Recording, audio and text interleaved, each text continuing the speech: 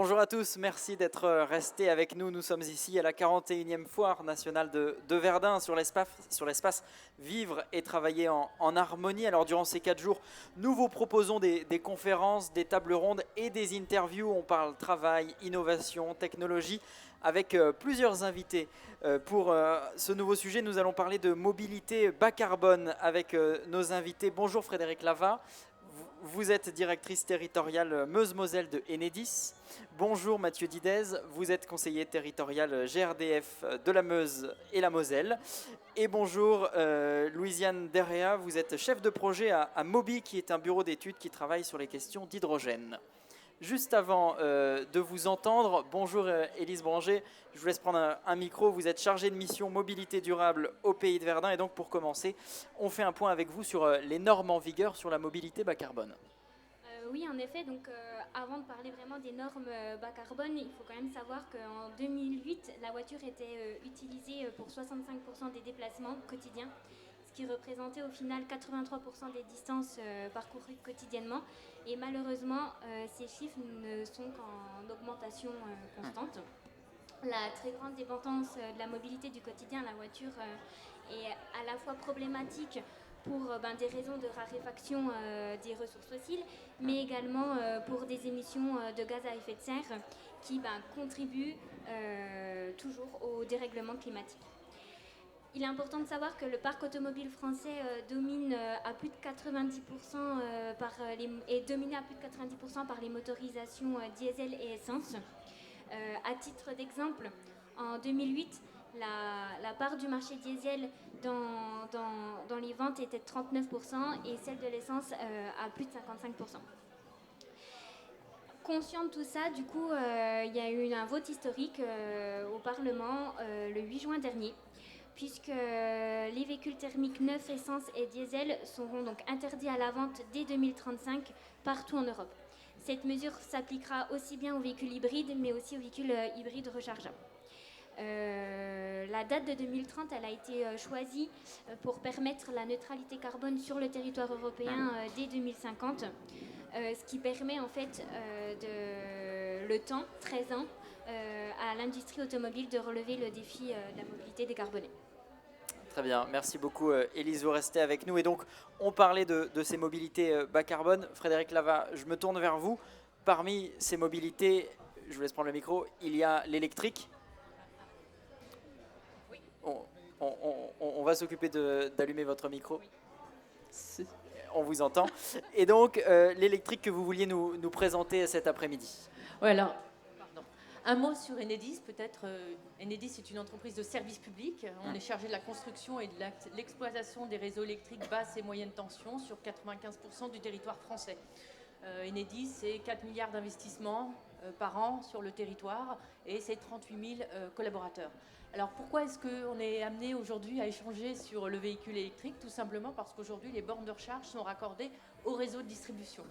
Aujourd'hui, à la fin de l'année, il y aura à peu près 1 million de points de charge raccordés au réseau de distribution Enedis et on pressent 17 millions à l'horizon 2035. Donc ça a un impact sur notre activité, ça a un impact sur la vie du réseau et puis Enedis, donc, de ce fait, est un acteur déterminant pour la réussite du déploiement du véhicule électrique. Alors, un mot peut-être sur le déploiement du véhicule électrique. Alors, comme vous le disiez, Elise, il y a eu un tournant. L'année 2020, il a été vendu plus de 200 000 véhicules électriques dans l'année. Donc, ça a été une envolée, une vraie rupture. On a retrouvé la même tendance en 2021, en 2022. Et à la fin de l'année, on pense qu'on aura environ 1 million de véhicules électriques hybrides en circulation en France. Quand on prend les projections de la PPE, c'est 17 millions de véhicules à l'horizon 2035. Donc on voit, on pressent un peu le gap. Un mot peut-être sur le territoire, sur notre territoire ou... Bien sûr. C'est bien, je fais les questions et les réponses, c'est génial. Il faut m'arrêter, moi. Parce que non, mais vous avez le temps, nous avons 1 heure pour parler de tous ces sujets, donc vous avez le temps de... Si on prend les projections et l'état de la situation sur le Grand Est, donc notre région, on s'aperçoit que les perspectives, les prospectives qu'on avait travaillées ensemble avec la région et l'ensemble des parties prenantes, qu'on avait déterminées en 2018, on s'est complètement planté. On est à l'objectif dans le déploiement des bornes de recharge, mais alors on avait complètement sous-estimé la vente massive de véhicules électriques. Aujourd'hui, dans le Grand Est, il y a 60 000 véhicules électriques en circulation et 4 000 points de charge ouverts au public. Ça veut dire que le déploiement des véhicules électriques, les ventes vont beaucoup plus vite que le déploiement des points de charge. Donc il y a un moment, ça pose question. Voilà. L'électrique, alors, les avantages, les inconvénients, si on peut en faire une petite liste déjà des avantages. Alors, les avantages, vous l'avez dit, Élise, le véhicule électrique contribue à l'amélioration de la qualité de l'air. Le véhicule électrique, c'est 0 émission de CO2. Voilà, clairement. C'est l'avantage premier. Après, l'électrique, c'est silencieux, c'est hyper agréable à conduire. J'en parle parce que de toute manière, je suis fan et personnellement convaincue. Et puis, la recharge, aujourd'hui, c'est 3 € la recharge. Donc, vous voyez...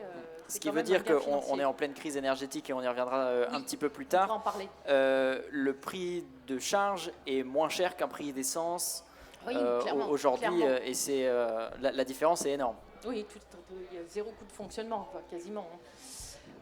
Après la recharge, si on parle de la recharge du véhicule électrique, dans 90% des cas, on se recharge à domicile. D'accord ? Donc c'est une recharge à 3 kg ou à 7 kg à domicile. C'est-à-dire qu'on se recharge directement sur une prise de courant ? Alors c'est possible, mais il est préférable de mettre une box. Après, ça dépend de la façon dont les besoins que vous avez en termes de déplacement avec votre véhicule.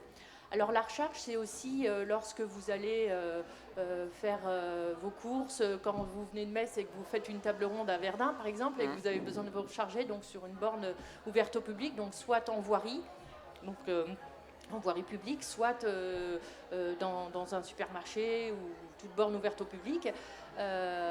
Et on voit que là en Meuse, on a déjà un maillage important sur le territoire grâce à la FUCLEM, le syndicat d'énergie du département, qui a déjà il y a plusieurs années déployé un maillage sur l'ensemble du département. Donc ce sont des bornes de 22 kg, voire 24 en continu, et vous pouvez recharger une centaine de kilomètres par heure environ.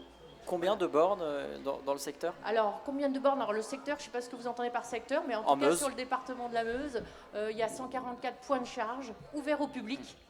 Donc, soit des déploiements à l'initiative des collectivités territoriales, soit à l'initiative des grands comptes, je pense aux supermarchés ou autres, puisqu'il faut bien avoir en tête que d'ici 2025, tout parking non résidentiel devra être équipé de bornes de recharge à partir du moment où le parking a plus de 20 places. Donc on voit qu'il va y avoir encore une envolée, un déploiement massif de bornes de recharge, et c'est tant mieux, parce que si on regarde les prévisions à 2025, clairement, là, en Meuse, il faudrait multiplier par 2 le nombre de bornes de recharge ouvertes au public. Et d'ici 2035, c'est par 10. Donc, ce qui veut dire qu'il y a encore du travail. Il y a encore du travail. Très bien. Ce qui veut dire aussi, dans ce que vous venez de dire, et c'est aussi l'un des inconvénients, qu'on peut quand même faire des longs trajets en prévoyant un petit temps de pause pour pouvoir se recharger. Oui, on peut faire de longs trajets, d'autant plus que la loi prévoit l'équipement des aires de service d'autoroute à fin 2023. Donc il y a 12 aires, très concrètement en Lorraine, qui sont concernées. Elles le seront toutes à fin 2023 et l'aire de Verdun en fait partie, bien évidemment. Donc en plus, ce sont des recharges ultra rapides avec une puissance en général en moyenne de 5 mégas. Donc voilà, oui, on pourra faire de grands trajets avec son véhicule électrique. Le prix d'un véhicule électrique est plus élevé ? Alors, moi, je ne suis pas concessionnaire automobile. Mais forcément, pour un consommateur, c'est important le prix d'achat. Oui, le prix d'achat est plus élevé. Après, aujourd'hui, vous avez des primes à l'achat qui sont quand même plutôt incitatives, qui ne dureront pas, bien évidemment. Mais quand on globalise le coût, investissement et fonctionnement, moi, à titre perso, j'ai fait l'exercice, il n'y a pas photo. Eh bien, merci à vous, Frédéric Lava. Vous restez bien sûr avec nous. On va présenter les autres titres. Louisiane Deria, je reviens vers vous. Vous allez nous parler d'hydrogène. C'est une autre hypothèse. Je ne sais pas. Si, c'est bon. Ça fonctionne. Concrètement, les voitures à hydrogène, comment ça fonctionne ? Concrètement, comment ça fonctionne ? Alors déjà un mot sur Moby. Nous, on est développeurs à la base énergie renouvelable basée à Épinal dans les Vosges. Et après 20 ans dans l'éolien et le photovoltaïque, on s'est dirigé vers l'hydrogène pour des questions de réseau. J'y reviendrai au niveau du raccordement. Et aujourd'hui, on travaille dans l'hydrogène lié aux énergies renouvelables sur tout le territoire du Grand Est. Donc on a plusieurs projets aujourd'hui dans le Grand Est et notamment dans la Meuse, territoire qui nous est cher pour plusieurs projets qui nous tiennent à cœur. Alors concrètement, l'hydrogène, c'est exactement le même principe qu'une voiture électrique. Donc je rajouterai rien. C'est juste que c'est pas une batterie qu'on a, c'est un stockage hydrogène. Donc il y a l'avantage de l'autonomie qui est un petit peu plus élevé qu'une voiture électrique. Et le temps de recharge est différent aussi. Mais basiquement, c'est la même chose. D'accord. Et le prix pour se recharger? Alors le prix pour se recharger, aujourd'hui c'est le gros enjeu du marché hydrogène en France, c'est le prix de l'hydrogène. Sachant qu'il y a quand même deux types d'hydrogène qui sont différents. Il y a l'hydrogène qu'on dit carboné, donc qui est généralement produit à partir d'électricité carbonée ou d'énergie fossile. Il y a des processus qui émettent beaucoup d'émissions de CO2. Et il y a l'hydrogène renouvelable aujourd'hui, anciennement appelé hydrogène vert. Qui est principalement produit par l'électrolyse de l'eau via une source d'électricité renouvelable ou la pyrogasification via la biomasse, qui est plutôt bas carbone. Et le problème dans l'hydrogène aujourd'hui, c'est la différence de prix qu'on a entre l'hydrogène carboné et l'hydrogène renouvelable. Donc aujourd'hui, rouler à l'hydrogène renouvelable pour un particulier, ça coûte très cher. On est à plus de 9 € le kilo. C'est cher. C'est-à-dire que même en ce moment. Un plein, pour que les gens qui nous regardent comprennent bien, un plein, ça représente... Alors, ça va dépendre de votre type de véhicule, malheureusement. Il y a beaucoup de véhicules différents. Mais aujourd'hui, on est sur 9 € le kilo. Et puis, on va avoir des véhicules particuliers qui vont avoir des stockages de 10 kg à peu près. Donc voilà, vous faites le calcul, 9 x 10. On n'est pas loin de 100 €. C'est ça. Voilà. Il y en a beaucoup aujourd'hui des véhicules à hydrogène sur le marché? Alors, sur le marché, oui, il y en a quand même un peu. Malheureusement, ça reste très cher. C'est pas du tout acceptable pour les particuliers. On a des grandes marques comme Toyota qui font rouler des Toyota Mirai. Ce sont des berlines classiques depuis déjà des années. Nous, on en a déjà qui viennent s'approvisionner sur notre station à Sarreguemines en Moselle. C'est des voitures d'Allemands par contre, mais il y en a quand même qui roulent en France. Donc oui, il y a quand même des véhicules. Et aujourd'hui, la France et les fabricants français se sont un peu réveillés sur le sujet. Et on a aujourd'hui un marché qui s'ouvre notamment sur le véhicule utilitaire léger, avec l'expert, le trafic, voilà, plutôt des véhicules pour la mobilité un peu professionnelle, type artisan, tout ça. Parce que justement, vous étiez en train de dire, c'est pas possible pour un particulier comme ça d'en acheter. Alors, pour l'instant, qui l'utilise? L'hydrogène. Alors, il y a quand même deux segments. Donc, il y a quand même le segment de la mobilité lourde, qui est là, pour le coup, est beaucoup plus utilisé, que ce soit en France ou en Europe.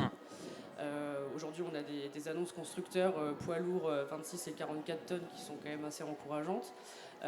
Sinon, sur la mobilité légère hydrogène en France, ce sont beaucoup de collectivités, notamment avec des Kangoo à l'hydrogène par exemple, qui existent déjà depuis 2017, donc ça roule très bien. Comme je disais, sur notre station à Sarreguemines, on en a déjà une dizaine qui roulent depuis plus de 4 ans.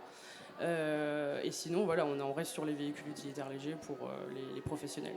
Et donc les perspectives d'évolution, c'est trouver une solution pour réduire le prix? Exactement, c'est le grand enjeu de l'hydrogène aujourd'hui. On va avoir plusieurs projets et une industrialisation du process de fabrication en France qui va arriver sur le court et le moyen terme. On a besoin d'un investissement massif de la part des investisseurs, tant publics que privés, et on l'a, donc on s'en félicite. Aujourd'hui, c'est plus d'une trentaine de collectivités en France qui ont investi dans l'hydrogène pour des bus ou des bennes à ordures qui vont rouler et qui sont disponibles aujourd'hui. Donc ça montre qu'il y a un vrai engouement. Mais il faut un investissement massif pour arriver à un prix convenable et arriver en concurrence avec l'hydrogène carboné, qui aujourd'hui est 4 fois moins cher. Ouais, en Meuse, vous parliez de collectivité. Est-ce qu'en Meuse, ça existe? Est-ce qu'il y a une évolution possible dans le secteur? Alors oui, nous, le premier territoire sur lequel on a travaillé avec l'hydrogène dans le Grand Est, c'est dans la Meuse. Donc pourquoi? Parce qu'on a beaucoup de projets d'énergie renouvelable en Meuse et on a un gros problème de réseau, de raccordement. Il n'y a pas assez de place, clairement, pour faire facile sur le réseau, pour accueillir les parcs éoliens et les parcs photovoltaïques. L'hydrogène peut venir en renfort de ce réseau-là. Vous avez parlé de problématiques réseau, on l'a aussi, tout le monde l'a. Donc l'hydrogène peut venir en renfort. Et la Meuse possède un vivier, une source d'énergie renouvelable qui est quand même assez conséquente. Donc il y a ce point-là, et il y a quand même une mobilité qui est assez rurale, avec de grands déplacements à travers le département, pardon. Donc il y a une possibilité d'avoir un projet sur ce sujet.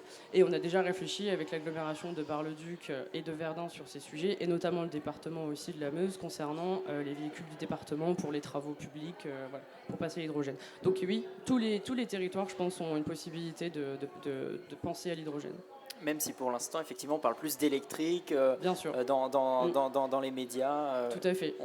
On ne parle pas encore beaucoup d'hydrogène, mais ça peut faire partie de l'avenir. Oui, complètement. Moi, je ne veux pas du tout mettre en confrontation les énergies. Je pense que clairement, il y a un mix à avoir. Et l'hydrogène est très intéressant pour la mobilité lourde aujourd'hui. Donc, on peut faire les deux, et les deux seront complémentaires. Pour les mobilités lourdes, il y a également le bio-GNV. Nous allons parler avec vous, Mathieu Didez. Justement, ce bio-GNV, c'est plutôt à destination des camions, des bus? Principalement, bus, camions, donc poids lourds. Voilà. Vous avez aussi les cars. Voilà. Donc les autocaristes sont intéressés, les bennes à ordures ménagères, les utilitaires. Et il ne faut pas l'oublier, même si ce n'est pas forcément mis en avant, vous avez aussi des véhicules légers qui se roulent au bio-GNV. La preuve, moi je suis venu à Foire de Verdun en Up GNV et ça fonctionne très très bien. Depuis plusieurs années. Justement, pour nos spectateurs, de quoi s'agit-il? Alors, il y a le GNV et le bio-GNV, je vais expliquer ce que c'est. Donc le GNV, c'est le gaz naturel véhicule. Donc tout simplement, au lieu d'avoir de l'essence ou du diesel dans votre moteur, vous avez du gaz. Voilà, vous roulez avec le gaz. Vous avez deux types de gaz, le comprimé et le liquéfié. Comprimé, voilà, comme son nom l'indique, il est comprimé à 200 bars. Vous faites à peu près entre 300 et 600 km d'autonomie. Vous avez à peu près ça. Et le liquéfié prend beaucoup moins de place, donc vous pouvez faire jusqu'à 1500 km. Donc il n'est pas rare de croiser des transporteurs qui font Espagne-Pays-Bas avec du GNL. Ça s'appelle le GNL. Ça fonctionne également très. Il faut juste rappeler après la différence aussi entre le GNV et le bio-GNV. Le GNV va être du gaz plutôt pris sur le réseau, donc il peut être fossile. Et vous avez son pendant bio-GNV, donc là c'est du gaz renouvelable. Donc gaz renouvelable issu principalement pour l'instant de la méthanisation. Voilà. Et là vous avez vous avez des résultats au niveau environnemental, puisque l'idée c'est quand même d'améliorer la qualité de l'air.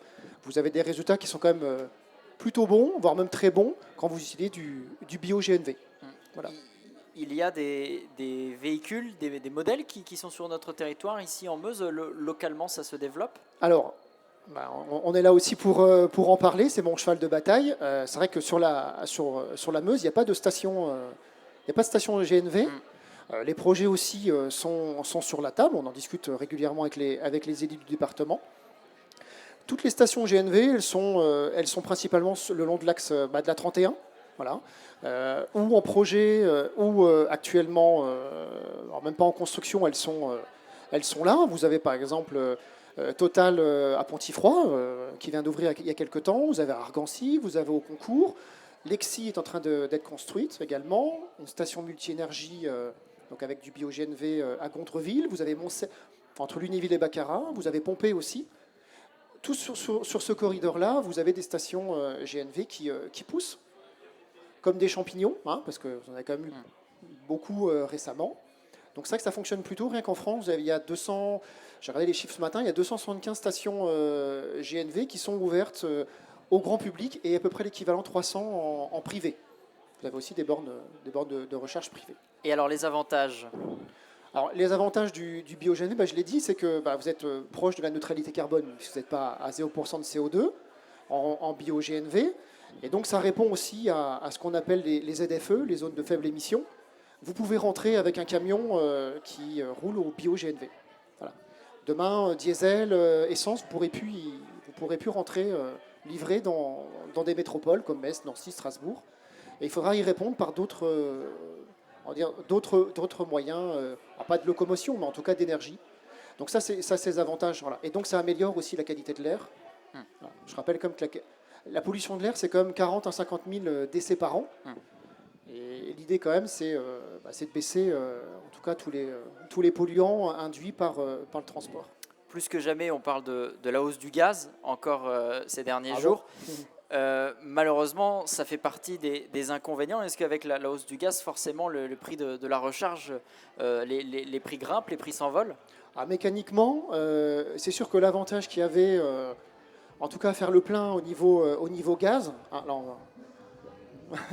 mécaniquement, les prix ont augmenté. Donc du coup, il y a une tension sur les prix.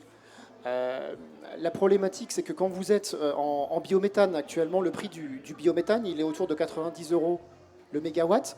Quand en prix spot, vous êtes à 200 ou 300 euros en ce moment.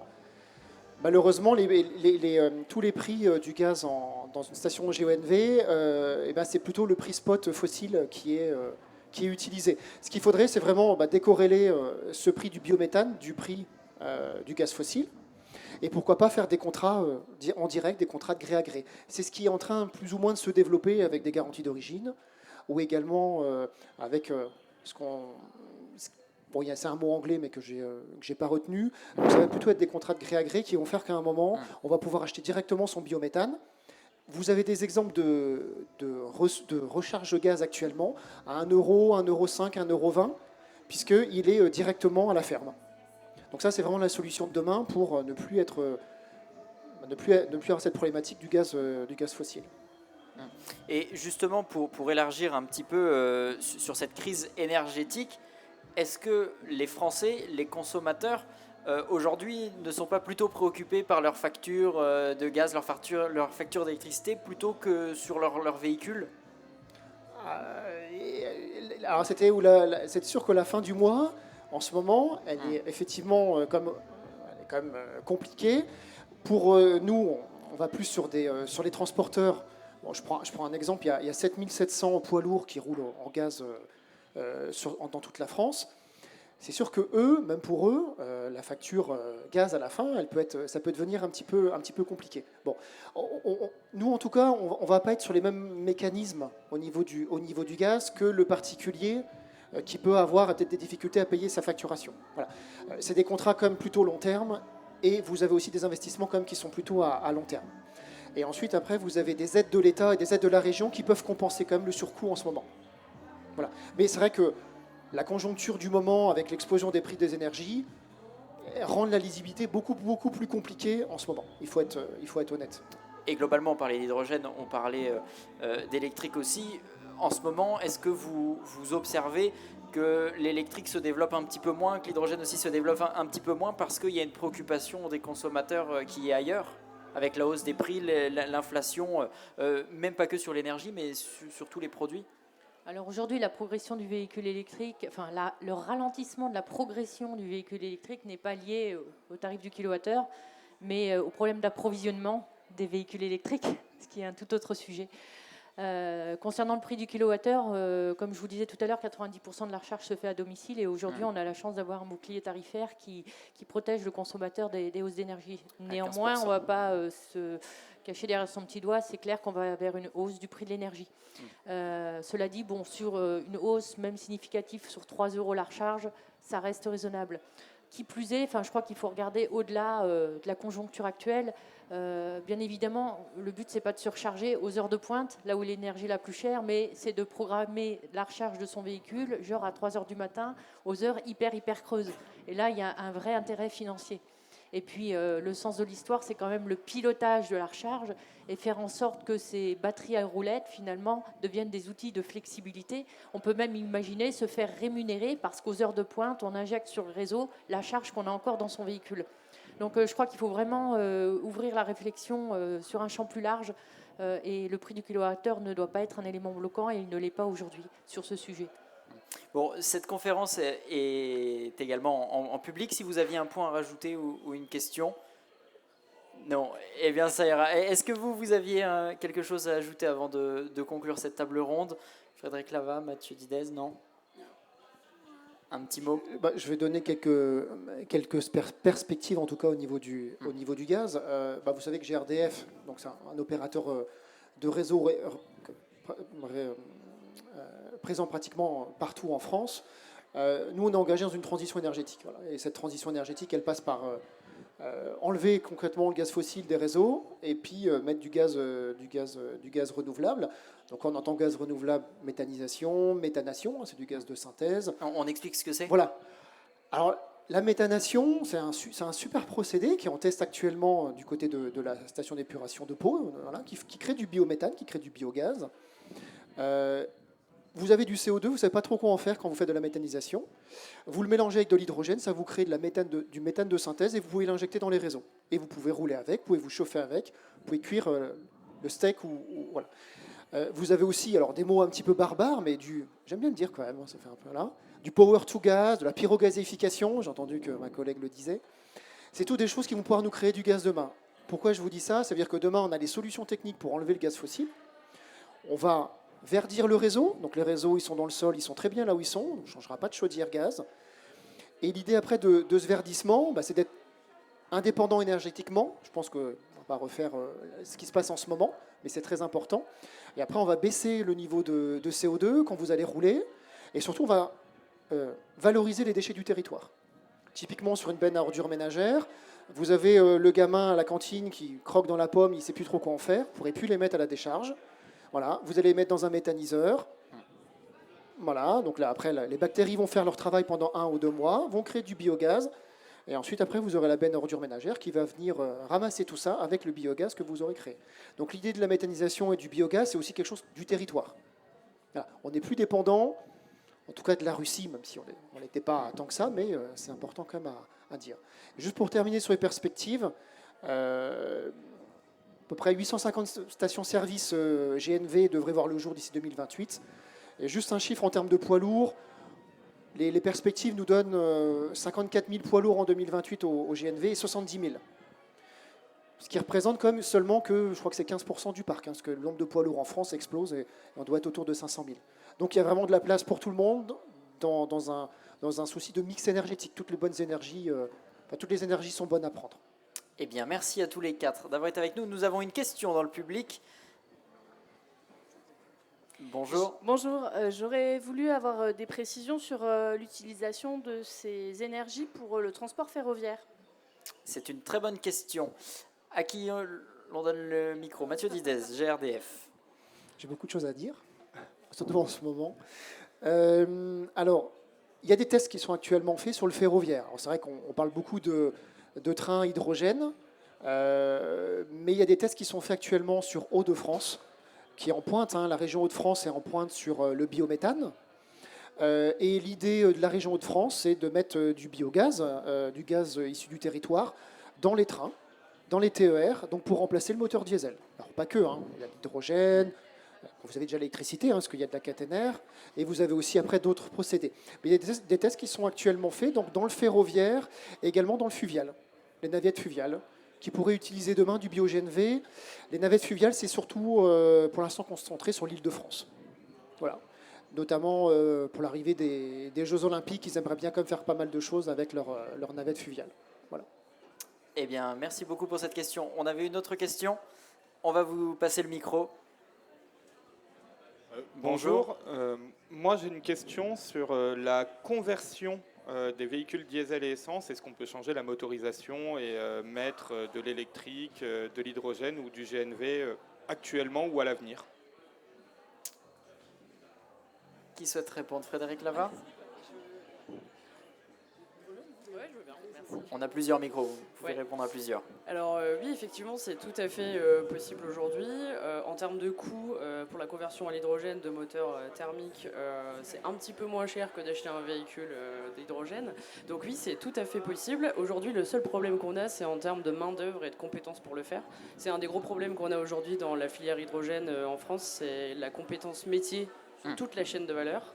De la production à la distribution, et les véhicules en font partie, c'est-à-dire qu'aujourd'hui vous achetez un véhicule hydrogène, mais qui c'est qui va le réparer? C'est la grosse question. Parce que c'est un peu différent quand même, mais c'est tout à fait possible aujourd'hui, mais il y a des garages qui le font aujourd'hui, mais vous avez 2 ans d'attente. Voilà. Pour conclure cette question, le rétrofit GNV fonctionne bien. Et c'est surtout au niveau des cars. Quand vous venez d'acheter un car qui a 2-3 ans, vous n'allez pas le mettre à la benne, vous pouvez faire un rétrofit. Et donc le rétrofit fonctionne très bien. Et de toute façon, sur les TER de la région Île-de-France, il est hors de question de les mettre à la casse au bout de 10 ans. Quand ils sont en opération mi-vie, c'est là qu'ils vont changer de motorisation. Donc ça coûtera forcément moins cher de le faire en changement de motorisation. Donc en GNV, c'est parfaitement faisable et réalisable. Un petit mot, Élise Branger du Pays de Verdun. Oui, je me permets de réagir. Vous parliez de la méthanisation. Est-ce que les contraintes liées de la méthanisation ne peuvent pas poser problème au développement de la filière Alors, vous parlez de quelles contraintes en particulier? Notamment sur l'odeur, le fait qu'on injecte par exemple de la matière vivante aussi dans le processus, etc. Alors là, je vais me prendre des heures. Alors, sur les odeurs, ce matin, j'étais à Arincourt en Moselle, pour ceux qui connaissent. Donc c'est à 10 km de Folquemont. Et il y avait quelques personnes du district urbain de Folquemont, le DUF. Et au niveau des odeurs, ils ont constaté comme moi, parce que j'en fais beaucoup, des méthanisations, il n'y a pas plus d'odeur que dans une ferme. Ça sent rien du tout. Alors ça, c'est un fantasme. Voilà. Il n'y a pas d'odeur sur une méthanisation. Après, sur les matières dites vivantes, la majorité est constituée plutôt d'effluents d'élevage. C'est la Chambre d'agriculture qui nous les donne. C'est 60% d'effluents d'élevage. Et le reste, effectivement, c'est complété par des restes d'industrie, peut-être des restes de soupe du Lidl, par exemple. Je prends l'exemple. Des résidus de culture, parce que parfois, les résidus de culture, on ne sait pas quoi en faire. Et également, effectivement, en France, c'est autorisé, sous certaines conditions, de mettre de la culture. Alors, quand on me pose cette question sur la culture et le débat qui a lieu, moi, je réponds, déjà, nous sommes contraints en France par de la législation, ça c'est le premier point. Et c'est un débat, pourquoi pas, à mener, mais c'est un débat qui dépasse la méthanisation, puisque vous avez déjà des terres agricoles qui sont utilisées pour faire de l'énergie. Quand vous voyez tous les beaux champs de colza, c'est magnifique, moi j'adore. Au mois de mars ou avril, 80% utilisés pour faire du biocarburant. C'est une réalité. Voilà. Et les surfaces sont tout autres que celles qui sont utilisées pour la méthanisation. La Chambre d'agriculture a fait des enquêtes. Moins d'1% des surfaces agricoles utilisées le sont utilisées par de la méthanisation. Et je vais terminer par juste une question. Est-ce que vous savez quel est le département où il y a le plus de méthaniseurs en France? Moi, je ne le savais pas il y a quelques temps. Voilà. C'est les Vosges. Ils ont une quarantaine de méthaniseurs. On ne sait pas pourquoi, mais en tout cas, c'est les Vosges. Ils utilisent 1% des terres agricoles. Et est-ce que dans les Vosges, vous avez entendu une contrainte, une tension sur le blé, peut-être limite une guerre civile autour du blé ou rien du tout? Et pourtant, ils en sont déjà entre 40 et 50 méthaniseurs. Donc, il n'y a pas de tension. Et en tout cas, moi, juste pour conclure, faites confiance aux agriculteurs. Ils savent quand même, en tout cas, bien gérer leurs terres. En tout cas, tous ceux que je rencontre, ils savent quand même plutôt bien gérer leurs terres. Eh bien, merci à tous les quatre d'avoir été sur ce plateau. Mathieu Didez, Louisiane Derrea, Frédéric Lava et Élise Branger du Pays de Verdun. Merci à tous les quatre. Nous, on se retrouve dans une vingtaine de minutes et nous allons parler Flex Office.